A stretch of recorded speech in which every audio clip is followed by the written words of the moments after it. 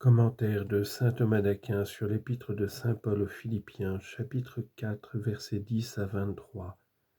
Sommaire. L'apôtre, reconnaissant des bons offices qu'il avait reçus des Philippiens, exalte leurs bienfaits. Enfin, il leur souhaite la grâce par Jésus-Christ et signe son épître. Versets 10 à 23. Au reste, j'ai reçu une grande joie en notre Seigneur de ce qu'enfin vous avez renouvelé les sentiments que vous aviez pour moi. Non que vous ne les eussiez toujours, mais vous n'aviez pas l'occasion de les faire paraître. Ce n'est pas la vue de mon besoin qui me fait parler de la sorte, car j'ai appris à me contenter de l'état où je me trouve. Je sais vivre pauvrement, je sais vivre dans l'abondance. Ayant éprouvé de tout, je suis fait à tout, au bon traitement, à la faim, à l'abondance et à l'indigence. Je puis tout en celui qui me fortifie. Vous avez bien fait néanmoins de prendre part à l'affliction où je suis. Or vous savez, mes frères de Philippe, qu'après avoir commencé à vous prêcher l'Évangile, ayant depuis quitté la Macédoine, aucune autre église ne m'a fait part de ses biens, et que je n'ai reçu que de vous seuls, qui m'avez envoyé 2 fois à Thessalonique de quoi satisfaire à mes besoins. Ce n'est pas que je désire vos dons, mais je cherche l'abondance des fruits pour votre compte. Or j'ai maintenant tout ce que vous m'avez envoyé, et je suis dans l'abondance. Je suis rempli de vos biens que j'ai reçus d'Épaphrodite comme une oblation d'excellente odeur, comme une hostie que Dieu accepte volontiers et qui lui est agréable. Je souhaite que mon Dieu, selon les richesses de sa bonté, remplisse tous vos besoins et vous donne encore sa gloire par le Christ Jésus. Gloire soit à Dieu notre Père dans tous les siècles des siècles. Amen. Saluez tous les saints dans le Christ Jésus. Les frères qui sont avec moi vous saluent. Tous les saints vous saluent, mais principalement ceux qui sont de la maison de César. La grâce de notre Seigneur Jésus-Christ soit avec votre esprit. Amen. Commentaire. Saint Paul, après avoir donné dans ce qui précède des règles de conduite aux fidèles pour l'avenir, les loue ici pour ce qu'il en avait reçu de bien lui-même dans le passé. Il fait donc d'abord une recommandation. Il termine ensuite son épître par la prière et la salutation. Sur la première partie, il loue d'abord les Philippiens du bienfait qu'il en a reçu. Ensuite, il explique plus au long la nature de ce bienfait. La première subdivision se subdivise encore. L'apôtre exprime d'abord la joie qu'il a éprouvée de leur bienfait. Ensuite, il le relève en disant, au verset 10, de ce qu'enfin vous avez fait refleurir les sentiments. Enfin, il les excuse de leur retard. Il dit donc d'abord, « Je vous recommande de vous réjouir, et moi-même je l'ai fait, pour le bien que vous avez opéré, non dans les choses humaines, mais dans le Seigneur. » Confère Habacuc chapitre 3 verset 18, « Pour moi, je me réjouirai dans le Seigneur. » Je me suis, dis-je, réjoui vivement, parce qu'il s'agit de mes enfants. Deuxièmement, le sujet de sa joie est indiqué dans ces paroles, de ce qu'enfin vous avez fait refleurir les sentiments que vous aviez pour moi. Les bonnes œuvres sont les œuvres de miséricorde. Elles portent le nom de fleurs, parce qu'ainsi que le fruit naît de la fleur, on reçoit par elle le fruit de la vie éternelle. Confère Ecclésiastique chapitre 24 verset 23, « Mes fleurs sont des fruits de gloire et d'abondance. » Quand donc on nommait une bonne œuvre et qu'on la reprend ensuite, on dit qu'elle refleurit. Or les Philippiens avaient dans le passé pourvu aux besoins de l'apôtre et y pourvoyaient encore. Il dit donc qu'ils refleurissent.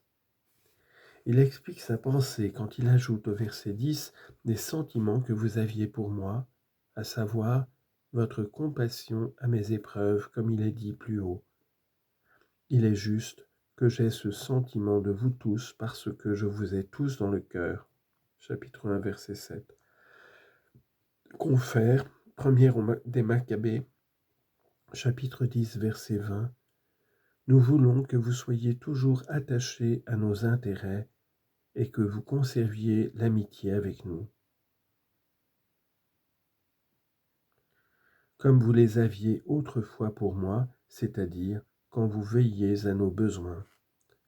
Confère Romains chapitre 1, verset 10, que si c'est sa volonté, il m'ouvre enfin quelque occasion favorable pour aller vers vous.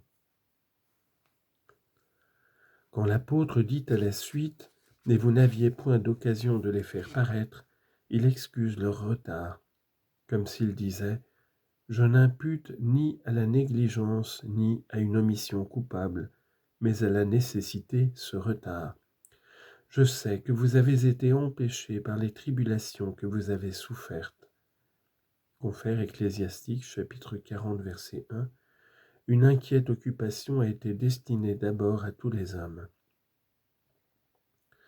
Lorsqu'il ajoute au verset 11 « Ce n'est pas la vue de mon besoin qui me fait parler ainsi », il explique quel bienfait il a reçu, et d'abord quelle est la cause de sa joie, ensuite par quel bienfait leurs sentiments ont refleuri. Enfin, il rappelle le bienfait présent. Premièrement, en même temps, d'abord il repousse le motif qu'on pouvait donner à sa joie. Ensuite, il manifeste sa propre constance, en disant au verset 11 « Car j'ai appris à me contenter ». Enfin, il donne des éloges à leur disposition pour faire le bien, en disant au verset 14 « Vous avez bien fait néanmoins de prendre part à mon affliction ». Il dit donc « Si je me réjouis, ce n'est point parce que vous avez pourvu à mes besoins qui étaient grands. » Confère Isaïe chapitre 48 verset 10 « Je vous ai choisi dans la fournaise de la pauvreté. » Toutefois, il n'abaisse pas l'âme, si ce n'est de ceux qui cherchent leur délectation dans la richesse ou qui se glorifient dans ce qu'ils possèdent. Si l'apôtre parle ainsi, c'est qu'il ne s'attriste point de la pauvreté, et la raison en est dans la constance même de son âme.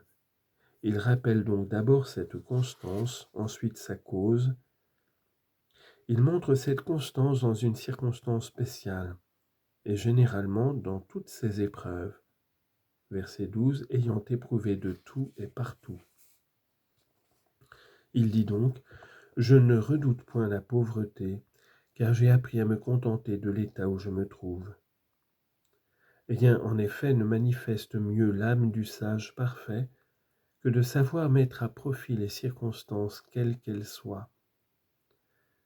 Ainsi donc, qu'on reconnaît un bon général dans celui qui sait diriger son armée selon les besoins du moment, de même qu'on juge bon ouvrier celui qui sait tirer de n'importe quelle matière un ouvrage parfait, celui-là aussi fait preuve de perfection, qui sait tellement user de tout état, qui ne se laisse point élever par élévation, ni abaisser par l'humiliation. C'est ce qui fait dire à saint Paul au verset 11, « Car j'ai appris à me contenter de l'état où je me trouve. » Confère Isaïe chapitre 50 verset 5, « Le Seigneur mon Dieu m'a ouvert l'oreille, et je ne l'ai point contredit, je ne me suis point retiré en arrière. Si donc j'ai peu, cela me suffit. Si j'ai beaucoup, je sais me modérer. » Saint Paul propose donc son exemple en disant, verset 12, « Je sais porter l'humiliation, car l'humilité est quelquefois une vertu. » Confère Luc chapitre 14 verset 11 et chapitre 18 verset 14, « Quiconque s'abaisse sera élevé. » Quelquefois elle marque l'abaissement. Confère Psaume 104 verset 18, « Il fut humilié par les chaînes qu'on lui mit aux pieds. » C'est dans ce dernier sens que l'apôtre dit ici « Je sais porter l'humiliation », c'est-à-dire soutenir avec modération l'abjection comme il convient. Et parce que l'homme se laisse élever par la richesse et abattre par la pauvreté, l'apôtre appelle l'exaltation abondance. Comme chacun de ces états a son danger, puisque le cœur humain dans l'abondance s'élève contre Dieu, et dont la pauvreté se laisse abattre, il est dit, Proverbe chapitre 30, verset 8, « Ne me donnez ni la pauvreté ni les richesses. » Saint Paul, lui, parle avec plus de vérité, car dans l'un et l'autre de ces états, il sait pratiquer la vertu, et cela en toutes circonstances, c'est-à-dire en tout lieu, en toute chose, en tout état, dans toute condition. Je suis prêt, ayant éprouvé de tout, je suis fait à tout, au bon traitement et à la fin, à l'abondance et à l'indigence. Confère 2 Corinthiens 6, 4, montrons-nous en toutes choses de dignes ministres de Dieu.